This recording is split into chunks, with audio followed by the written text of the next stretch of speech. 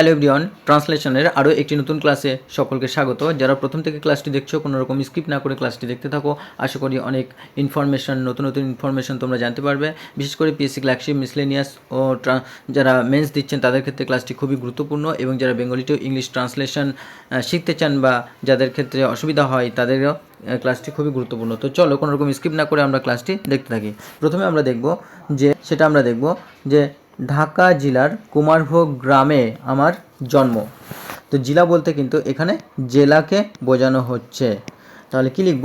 তো এটা যেহেতু জন্ম অর্থাৎ জন্ম হয়েছিল, এই কথাটা কিন্তু সাইলেন্ট রয়েছে। তাহলে কি লিখব? যে I was born in the village of Kumarbhog in Dhaka district.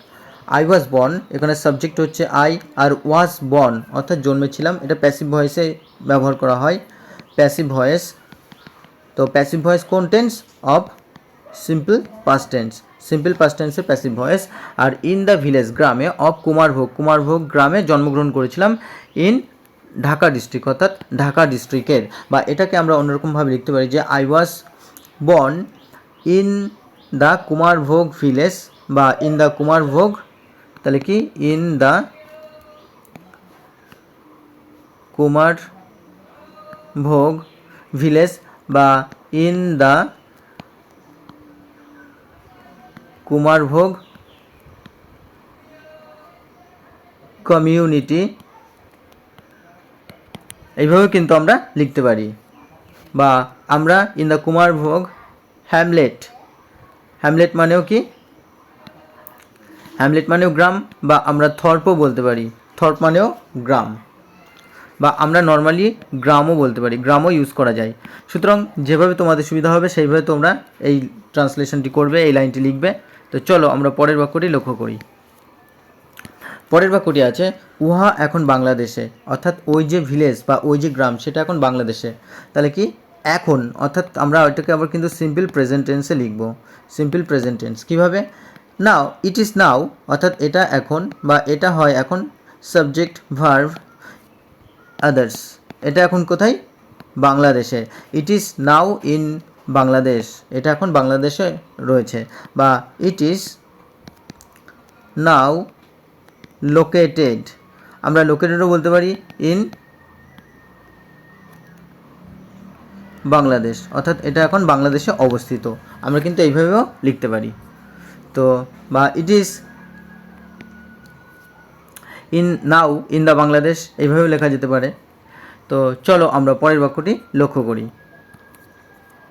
পরের বাক্যটি আছে আমি বোধহয় আর জীবনে কোনো দিন সেখানে যাইব না। যাইব না অর্থাৎ ফিউচার টেন্সে আমরা লিখব যাইব না। তো যাওয়ার কথা বলা হচ্ছে ফিউচারে। তাহলে কি আই উইল, সাবজেক্ট হচ্ছে আই, উইল অক্সিলারি ভার্ব বা মডেল অক্সিলারি বলতে পারি। আই উইল প্রবাবলি, অর্থাৎ আমি সম্ভবত নেভার গো, আর কখনোই যাব না, there again. I will never go there again, অর্থাৎ পুনরায় আমি আর সেখানে কোনো দিন যাব না। ইন মাই লাইফ, অর্থাৎ আমার জীবনে। তো এটাকে আমরা যদি এইভাবে লিখি যে আই উইল প্রবাবলি, বা আই উইল কি লাইকলি অর্থাৎ সম্ভবত, বা আমরা এটাকে পসিবলিও বলতে পারি। কি পসিবলি, বা আমরা বলতে পারি পারহ্যাপস। কি perhaps, I will perhaps, I will probably, I will likely কি নেভার গো দেয়ার এগেইন, বা পুনরায়, বা অনস মোর বলতে পারি, অনস মোর, বা অ্যানাদার টাইমও বলতে পারি আমরা, অ্যানাদার টাইম কি ইন মাই লাইফ।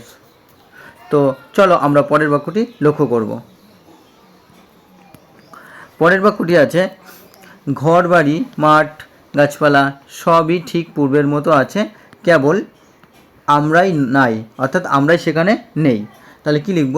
যে ঘর বাড়ি, the houses, fields and trees, তো সমস্ত কিছু, এই পুরোটাই কিন্তু এখানে সাবজেক্ট কমার মাধ্যমে বসানো হলো। আর হচ্ছে এখানে ভার্ব, অক্সিলারি ভার্ব, যেটা কিনা মেন ভার্বের কাজ করছে। আর all just as they were before, অর্থাৎ সমস্ত কিছু ঠিক পূর্বের মতোই রয়েছে, অর্থাৎ আগে যেমনটা ছিল। Only we are no longer there, কেবলমাত্র আমরা সেখানে আর নেই। তো আমরা এইভাবে লিখতে পারি যে the houses fields and trees all are just as they were before বা অ্যাজ দে ওয়ার কি আর্লিয়ার, যেমনটা পূর্বে ছিল, বা প্রিভিয়াসলি বলতে পারি, প্রিভিয়াসলি বা ফর্মালি বলতে পারি, formally. And only we are no longer there বা only we are no longer there বা only we are no more there, no longer বা নো মোর দেয়ারও আমরা লিখতে পারি। সুতরাং এইভাবে কিন্তু তোমরা সেন্টেন্সটিকে লিখতে পারো। আর যে সমস্ত সিনোনিমসগুলি তোমাদের লেখানো হয় এগুলি কিন্তু ভেরি ভেরি ইম্পর্টেন্ট, তোমরা অবশ্যই লিখে নেবে, কারণ যত বেশি ভোকাব ইনক্রিজ করবে ততই তোমাদের ভালো এবং ততই কিন্তু তোমরা ট্রান্সলেশনে আরও বেশি দ্রুততা বাড়বে তোমাদের মধ্যে। তো চলো আমরা পরের বাক্যটি লক্ষ্য করি। পরের বাক্যটি আছে সে সব যে আমি কত ভালোবাসিতাম, অর্থাৎ ভালোবাসতাম সাধু ভাষায় লেখা আছে, তাহা পূর্বে জানিতাম না, বা তা আগে জানতাম না।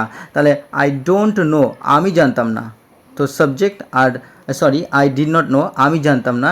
তো যেহেতু এখানে পাস্টের কথা বলা হচ্ছে সেই কারণে কিন্তু পাস্ট টেন্সে নেগেটিভ সেন্টেন্স যখন করা হয় তখন কিন্তু ডিড নট অক্সিলারি ভার্ব হিসেবে বসে। তো আই ডিড নট নো ভার্বের 1 নম্বর ফর্ম, আমি জানতাম না, বিফোর অর্থাৎ আগে, হাউ মাচ কতটা, আই লাভড আমি ভালোবাসতাম। তো এখানে কিন্তু আবার সাবজেক্ট আর হাউ মাচ এখানে অ্যাজ এ লিঙ্কার ব্যবহার করা হয়েছে। তো হাউ মাচ কতটা বেশি, আই লাভড আমি ভালোবাসতাম, V2 অল দোজ থিংস ওই সমস্ত জিনিস। তাহলে কি I did not know before, আগে আমি কতটা, I did not know before how much I loved, আগে কতটা আমি ভালোবাসতাম সেটা আমি জানি না। অল দোজ থিংস ওই সমস্ত জিনিসগুলি বা ওই সমস্ত কিছু যা আগের কথা বলা হচ্ছে। তো এখানে আমরা বিফোরের পরিবর্তে আগে যেটা বললাম যে আর্লিয়ার ব্যবহার করতে পারি, প্রিভিয়াসলি ব্যবহার করতে পারি বা ফর্মালি ব্যবহার করতে পারবো। আর লাভড বলতে ভালোবাসতাম, বা যেটাকে আমরা কিন্তু চেরিস্ট বলতে পারি, কি চেরিস্ট, আই লাভড, আই চেরিস্ট, বা I cared for all those things, বা I adored all those things। তো এগুলো লিখে নেবে। চলো আমরা পরের বাক্যটি লক্ষ্য করি।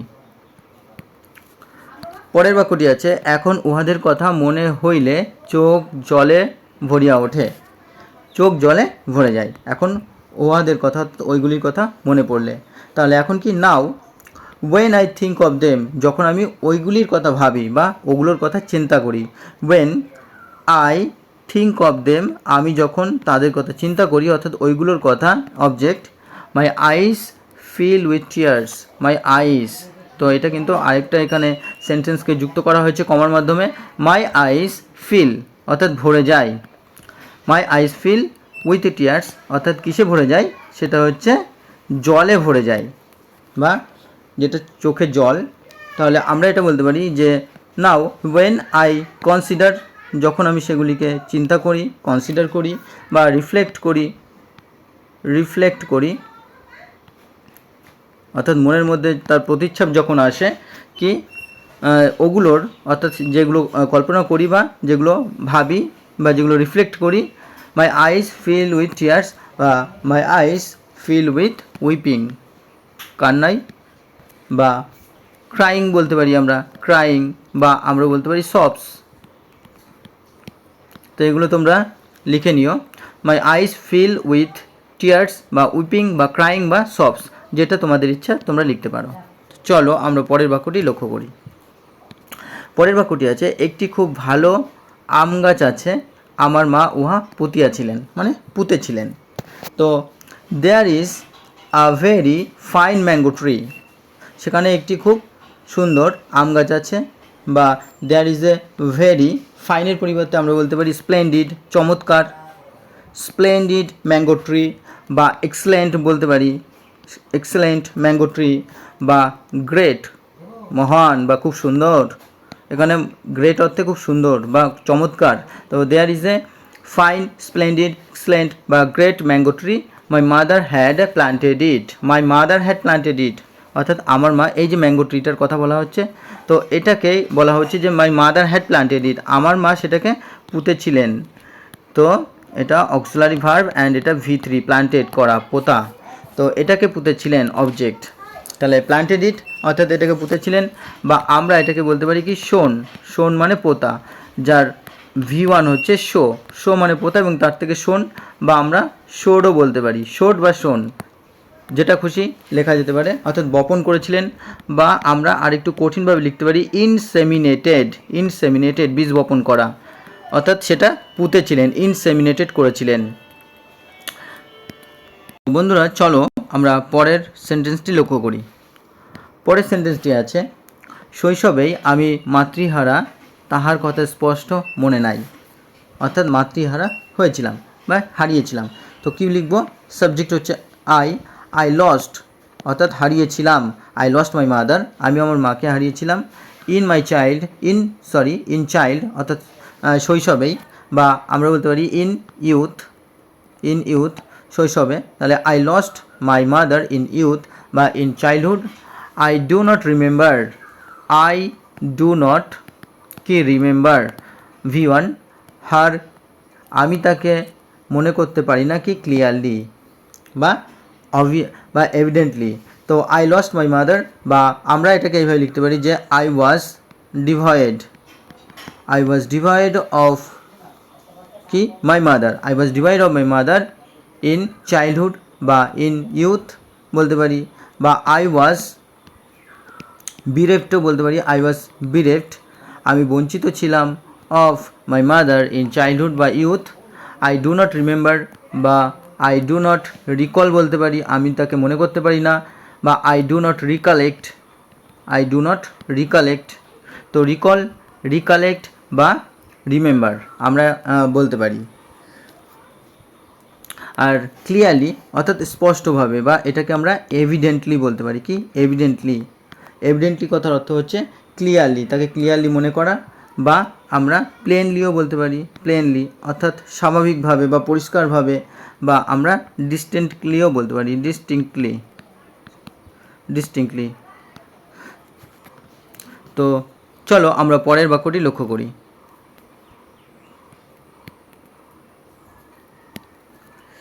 কিন্তু ওই গাছটিকে আমি মায়ের মতো মনে করিতাম, but I use to think, করিতাম অর্থাৎ এটা কিন্তু পাস্টের কি হ্যাবিচুয়াল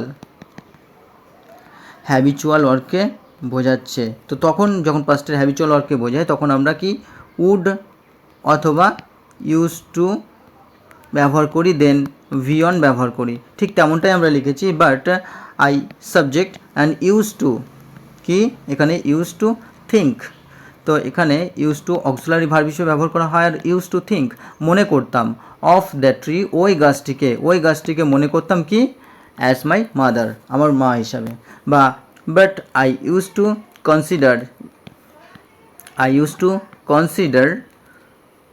কি I use to consider that tree, তখন আর অফ লাগবে না, I use to consider that tree as my mother. তো এইভাবে কিন্তু আমরা লিখতে পারি। তো চলো আমরা পরের বাক্যটি লক্ষ্য করি। সে গাছ আর জীবনে দেখিব না, অর্থাৎ এখানে কিন্তু ফিউচার টেন্সে আমরা লিখব কিভাবে, সাবজেক্ট হচ্ছে আই, তো আই উইল নেভার অর্থাৎ কখনোই না, আই উইল নেভার সি আমি কখনোই দেখতে পাবো না বা দেখব না, দ্যাট ট্রি ওই গাছটিকে, এগেইন পুনরায়, ইন মাই লাইফ আমার জীবনে। তো I will never see that tree again in my life, ওই গাছটিকে আমার জীবনে আর কখনো আমি দেখতে পাবো না, বা I will never see that tree again বা once more in my life, বা এনিমোর ইন মাই লাইফ। তো এইভাবে কিন্তু আমরা লিখতে পারি। তো বন্ধুরা এই ছিল আজকের একটি ভেরি ইম্পর্টেন্ট ট্রান্সলেশন। আশা করি ক্লাসটি তোমাদের ভালো লেগেছে। যারা চ্যানেলটিতে প্রথম অবশ্যই সাবস্ক্রাইব করে পাশে থাকা বেল আইকনটি প্রেস করে রেখো, এবং যারা প্রতিনিয়ত ক্লাস দেখো তাদেরকে অসংখ্য ধন্যবাদ। তোমরা বেশি করে লাইক কমেন্ট শেয়ার করতে থাকো, আশা করি তোমাদের জন্য প্রতিনিয়ত ক্লাস আনতে পারবো। তো সকলে ভালো থেকো, সুস্থ থেকো, চলো দেখা হচ্ছে পরবর্তী ক্লাসে।